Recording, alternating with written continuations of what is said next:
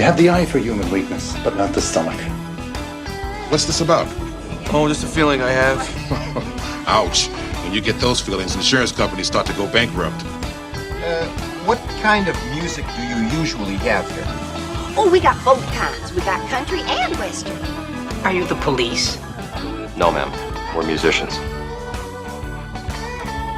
It's the Al Travis Show. We've got him with us, Senator Mark Koran. I love having him on. Senator, thanks for being here. Yeah, it's wonderful to be here, Al, and I won't be able to watch your beautiful face on the screen as you can see. You drive with your hands on the wheel.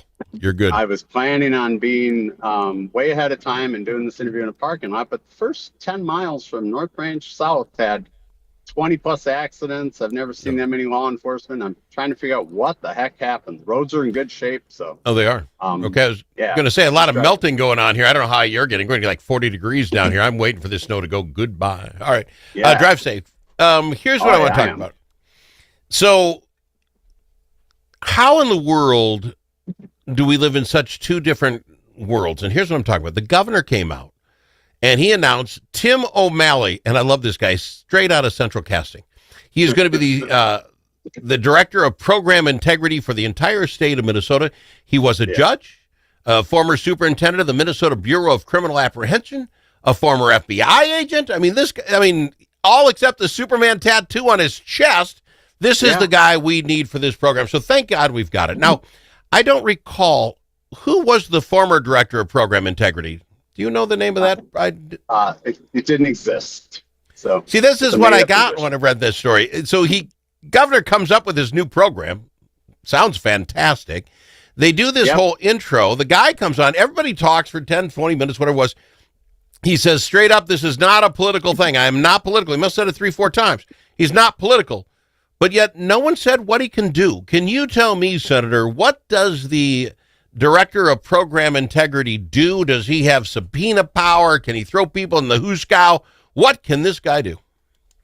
He is the political pacifier. So that's about it.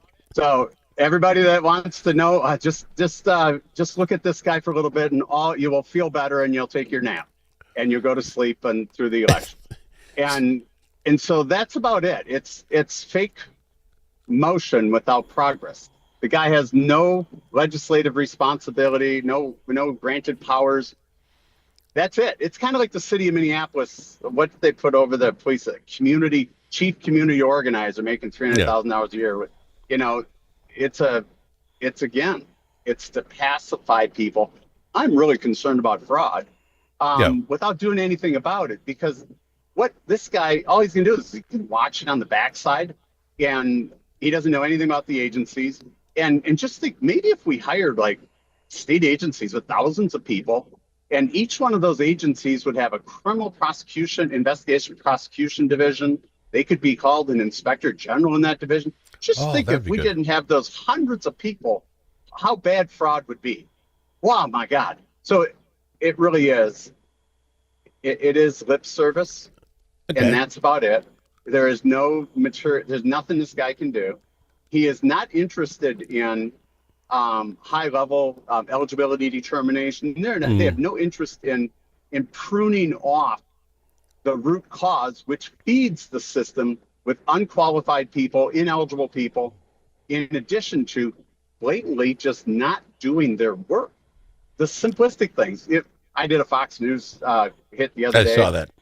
And you look at the work they did. They were here for a week. What did they do? They did the same thing Jay Coles did.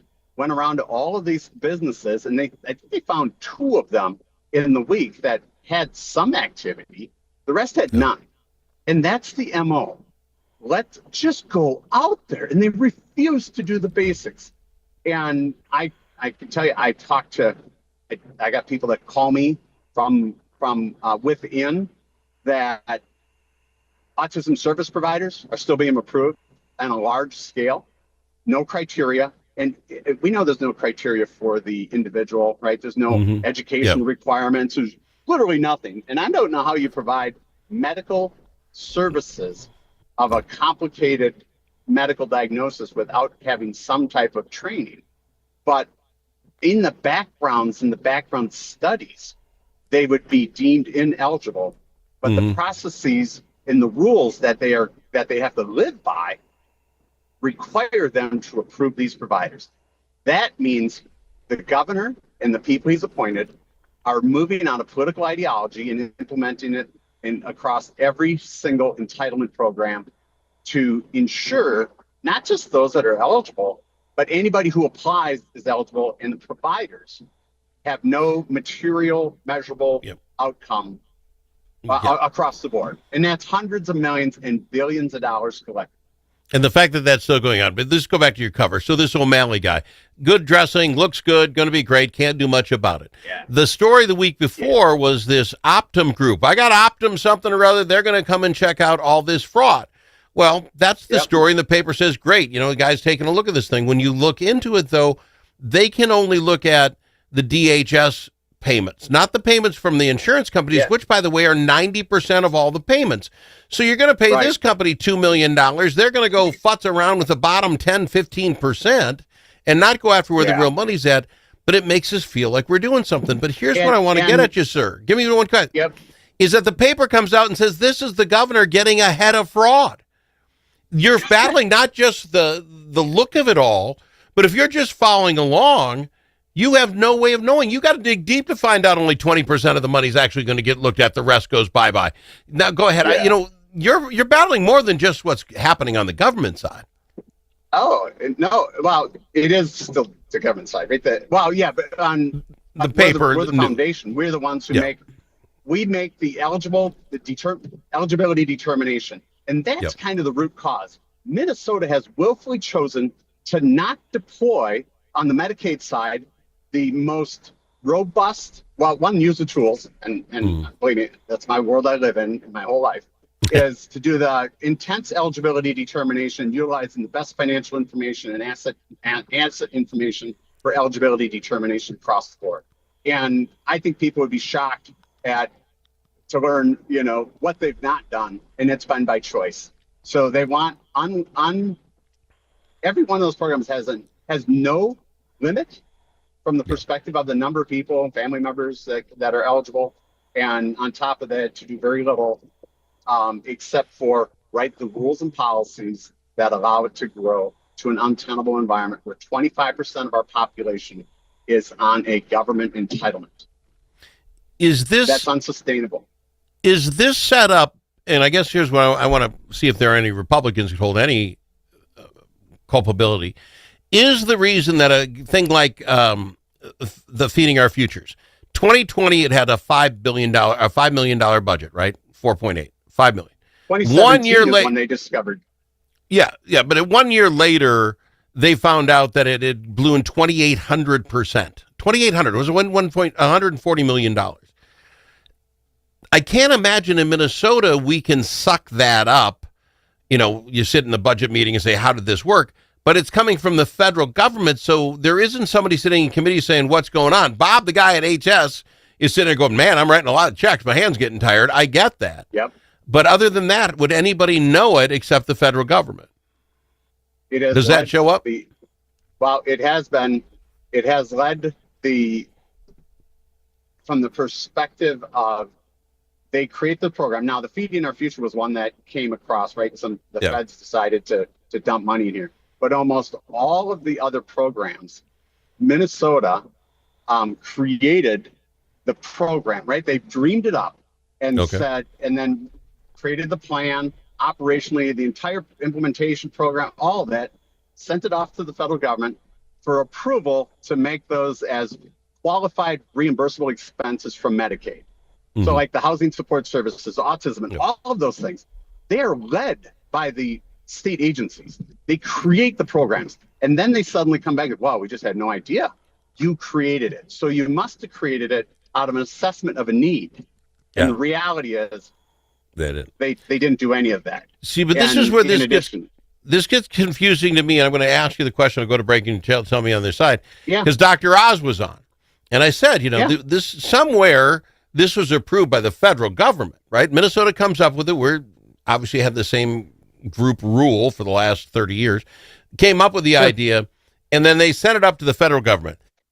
Now, this was the Biden administration, so it doesn't necessarily shock me. They just said, you betcha. Sure, you betcha. Autism is an example. No outcomes needed. Just go do your thing. For as long as you need as many as you want, no outcomes.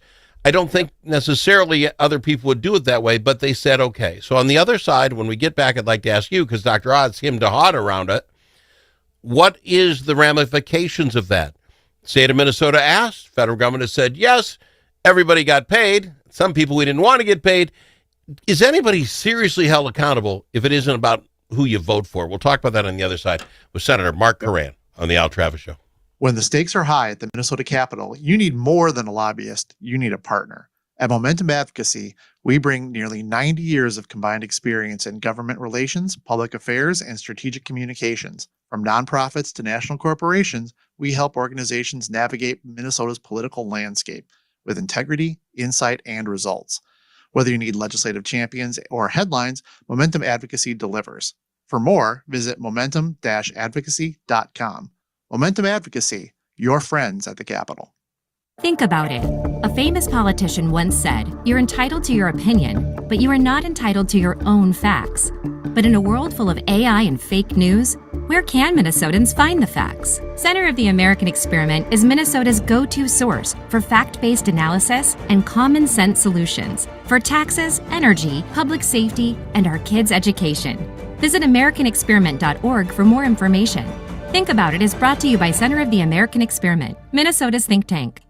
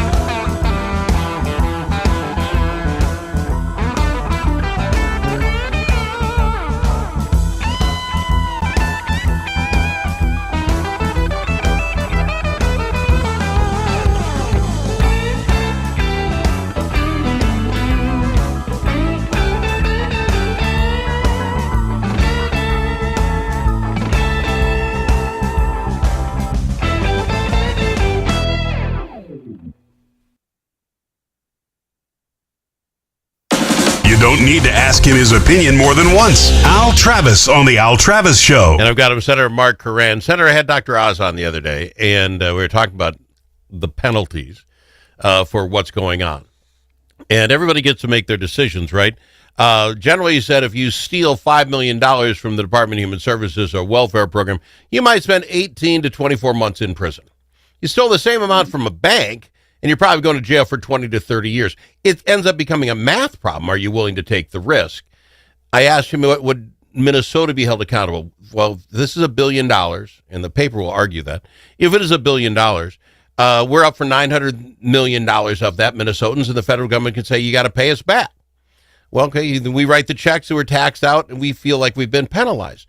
But all those, is there anything in the Bob, the guy writing the check, kind of knew this was freaky but looked the other way?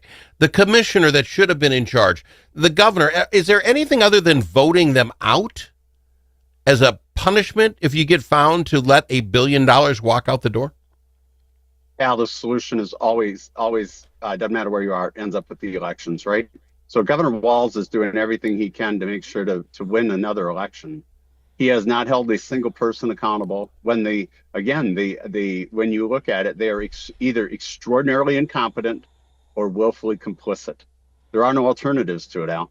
And so at some point, people look, and our average citizens, the hardworking legal residents in Minnesota, the middle income, low income families who have very little discretionary income, look at the abuses of the entitlement programs across the board, where they seem to be rewarded and have more discretionary income than our hardworking people trying to do everything right, paying their own way. And so we're a caring society, but we want to know and make sure only those benefits and entitlements go to people truly in need. In addition to tend to have these vendors out there stealing outward and overtly and blatantly. And one of the other things, Al, for me is that we don't have enough resources, and that's what they're counting on, right? Is the level of fraud.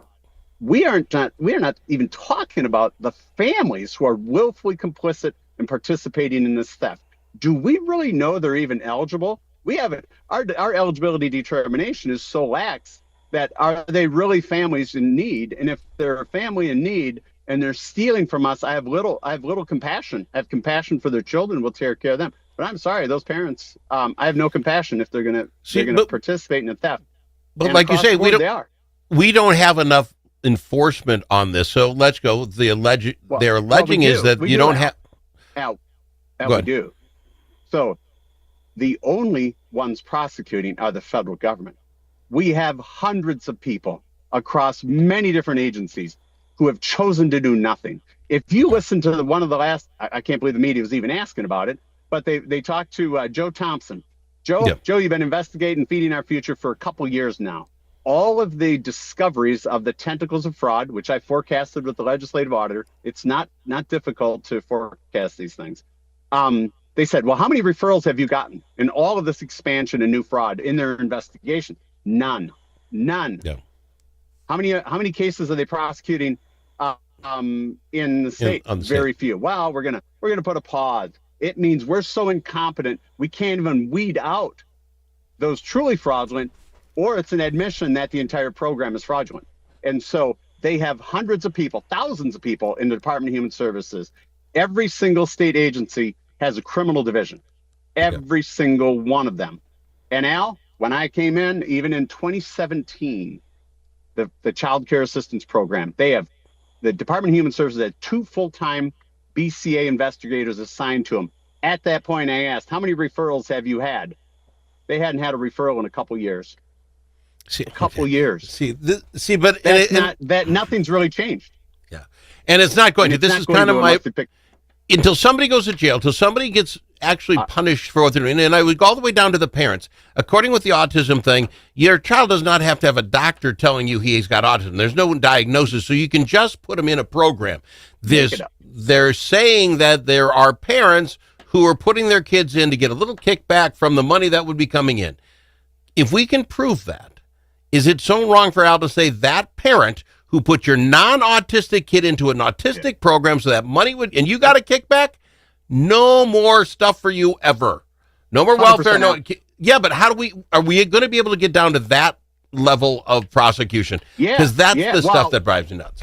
That's not prosecution. That's a legislative intent, or the legislative legislature. And you're going to have a governor that's willing to go out there and say, we are compassionate. We'll take care of those in need. Those that steal from us have no place in our entitlement program because they're stealing from hardworking legal U.S. citizens. And that cannot be accepted. It will not change under this governor, no matter how many pacifiers that he places between him and the voting public. Well, and that's what bothers me, because then even if you get out this time, they're going to run and say, hey, you want all this money turned back on, you got to get us in. We're actually running against trying to keep half the people from taking the money that they're not putting in. I got to go. You don't make me any happier. I love that you're on the show, sir, but sorry, Al. I need a light. I need a light at the end of this that says, do this, and we will clean it up. Well, yeah. It's elections. Everybody has to get out and vote. And if you think this governor and the people that they've put in to run the agencies and the embedded mentality within state agencies, there are many people who care, but they are being retaliated against into submission and fired when they say, hey, this just doesn't seem right. We need somebody that actually serves the citizens of Minnesota. Appreciate you, man. My friend, I thank you coming on the program. We'll talk to you in a couple weeks. Have a great day. He said, Mark Grant.